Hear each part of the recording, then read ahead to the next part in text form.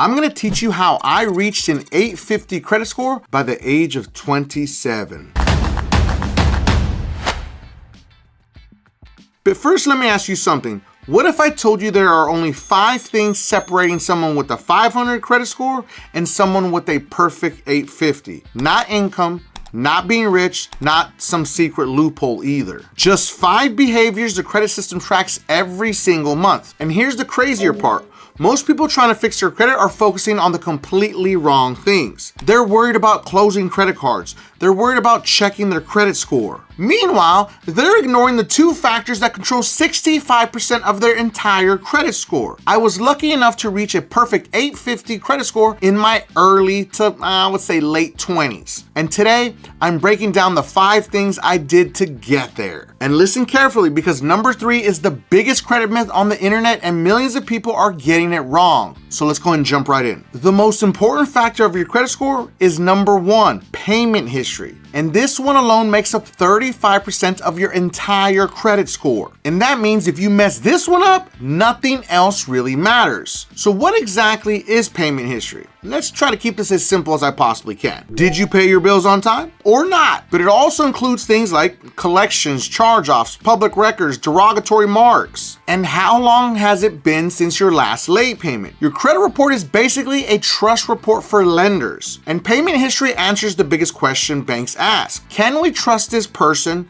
to pay us back? But now here's something that most people don't realize. If you're a few days late on a credit card payment, that actually doesn't show up in your credit report. Credit card companies usually don't report a late payment until you've hit 30 days late. So if you're 3 days late, 5 days late, even 10 days late, it may cost you a late fee, but it usually won't damage your credit score. But once you cross the threshold of 30 days late, 60 days late, 90 days late, now you're in some serious trouble. A 90-day late payment on your credit report is like dropping a nuclear bomb on your credit score. That kind of damage can take years to recover. Actually, 2 years to be exact, 24 months. So here are my 2 biggest tips. First, put everything on auto payment to your actual bank account and not a debit card. Every credit card, every loan, every bill, because most people don't miss payments because they're broke. They miss payments because they forgot. Now, my second biggest tip, if you're late by a few days, call the bank immediately. Literally pick up the phone and say, hey, I was traveling. I missed this payment by a couple of days. Is there any way you could waive the late fee? If you've got a pretty decent history with them, they'll often remove the late fee completely.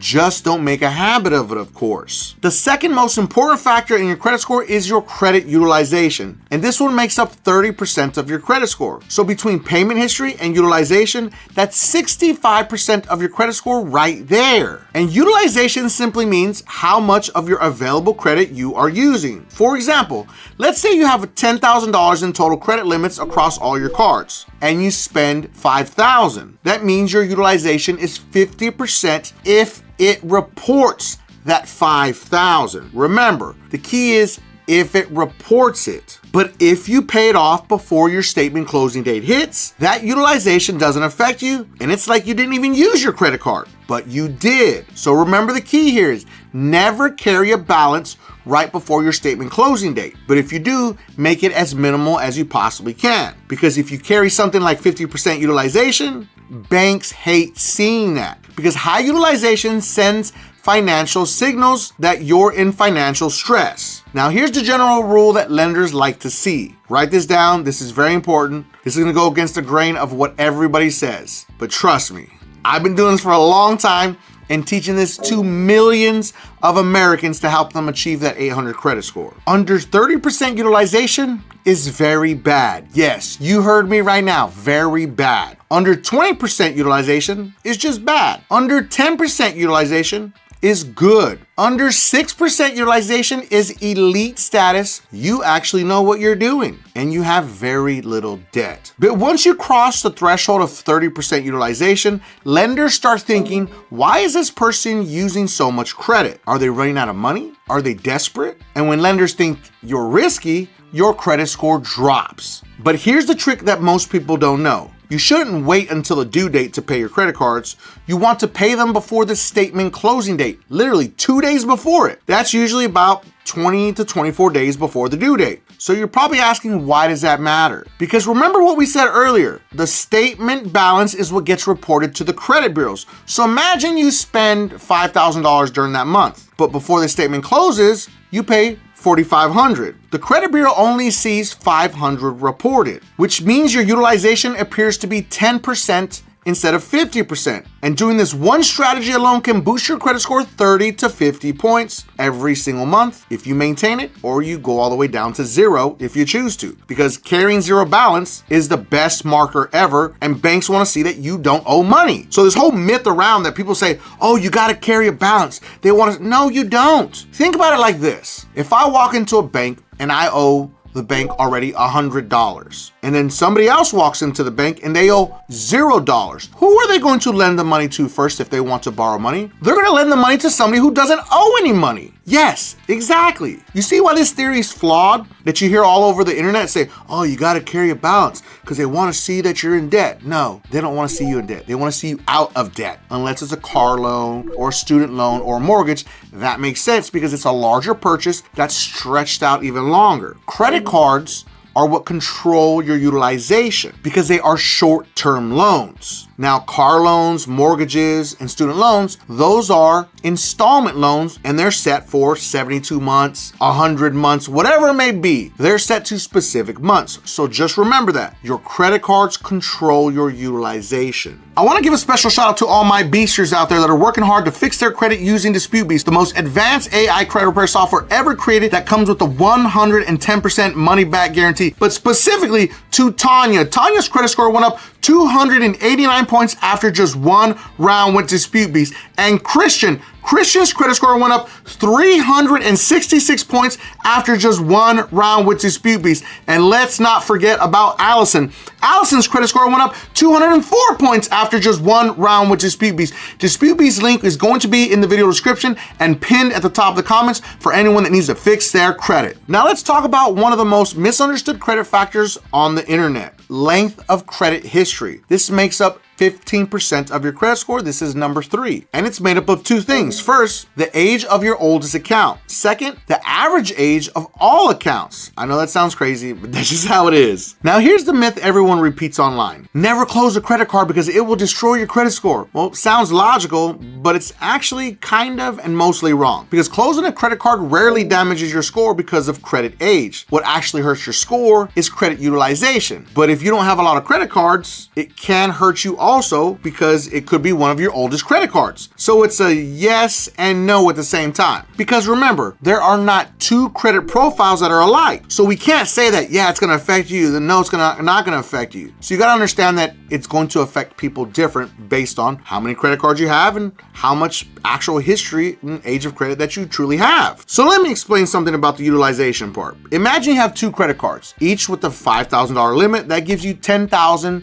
in total credit. Let's say you buy something expensive like a $3,000 camera lens, your utilization is 30%. Totally fine. It's not the greatest, but you're still fine. But now imagine you close one of those credit cards, now your available credit drops to $5,000. That same $3,000 purchase suddenly becomes 60% utilization, and that's why your credit score drops. That's another reason. Not because you closed the card, because remember, it varies from person to person, but because your available credit shrank. So here's one of my best rules that I tell everyone to stick to. Keep your oldest 1 or 2 credit cards open. But beyond that, you can open and close cards strategically. For example, over the years, I've probably opened more than 80 credit cards, but right now, I only have about, I would say maybe 30 that are actually open, and my score still reached an 850. Yes, I know that's crazy, but I'm strategic with it. I don't recommend this to everybody else, but I'm just telling you, you can be strategic with it. It can work, but I don't recommend it because it's a lot of credit cards to juggle.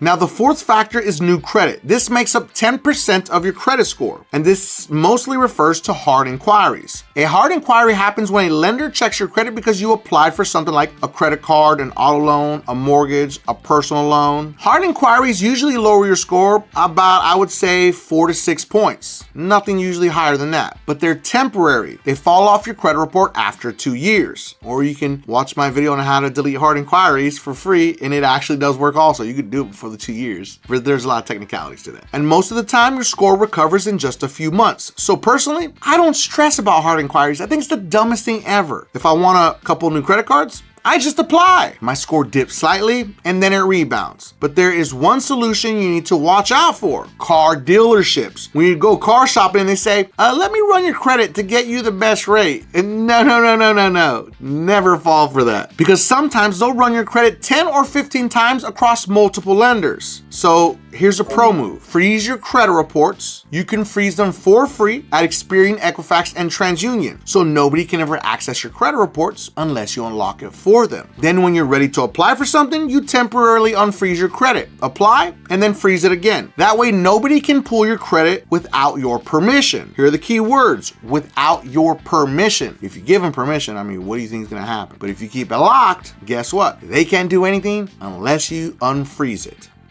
Last part's the most important. The fifth factor is credit mix. This also makes up 10% of your credit score. Credit mix simply means having different types of credit accounts. There are 2 main types. First, the number one, most important, revolving credit, which is like credit cards. Credit cards where your balance changes month to month. I call those also short-term loans. Second, installment loans. Things like auto loans, mortgages, student loans, personal loans. Having a mix of both can help your score. But let me be very crystal clear. You should never take on debt just to improve your credit mix. Don't go buy a car just because you think it'll boost your score. Don't take out a loan just to diversify your credit report. This factor only makes up 10% of your score. It's the least important one. Now here's the truth that most people don't realize. You don't need a perfect 850 credit score. In fact, once your credit score hits around 740 to 760, you've already qualified for the best interest rates lenders offer. Now, if you get past 800, you're just in elite status and you're just untouchable. I'll just be honest with you, okay? You should be guaranteed the best rates no matter what. That means the same mortgage rates, the same auto loan rates, the same credit card approvals. So the goal isn't perfection, the goal is control. Control your payment history, control your utilization, control how lenders see your financial behavior. And if you stay consistent, your score will rise over time. For example, I started building credit back in 2005. And if I didn't hit 850 until 2025, that is a long-term game. But if you understand the system, you can absolutely master it. But now I'm curious. Drop a comment below and tell me, what is your current credit score right now? And if you have any collections, charge-offs, or negative items that you need to delete from your credit reports, make sure to watch this video right here because it's going to show you how AI will do all the work for you, mail your letters, and it comes with the 110% money-back guarantee and a free credit analysis to let you know what's hurting your credit and let you fix it instantly. And if you felt that I brought you some value in this video, make sure that you don't forget and subscribe to increase your credit score.